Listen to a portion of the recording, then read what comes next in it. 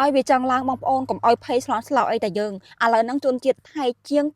26000នាក់ដែលស្នាក់នៅគ្រប់អគារទាំងអស់នៅក្នុងក្រុងប៉ោយប៉ែត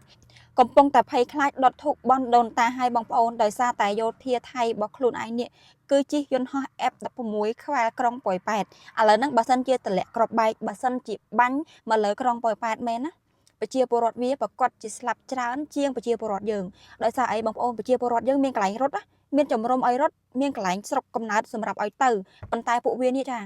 មិនដឹងរត់ទៅណាមានតែជាប់ក្នុងអាគារនឹងឯងបងប្អូនមិនឲ្យភ័យមិនបងប្អូនស្ដាច់វាយោធាវាមិនដឹកនាំវាស្មានតែខ្វល់ជាមួយនឹងប្រជាពលរដ្ឋរបស់វានឹងប៉ុណ្ណឹងឯងបងប្អូនគឺកំពុងតែងប់ងល់ក្នុងការឈ្លានពានខ្មែរហើយមិនសួរហ្នឹងបោះបង់ប្រជាពលរដ្ឋរបស់វាប្រមាណ10000នាក់ដែលនៅក្នុងក្រុងប៉ោយប៉ែតនឹងចោលទៀតណាមិនស្រួល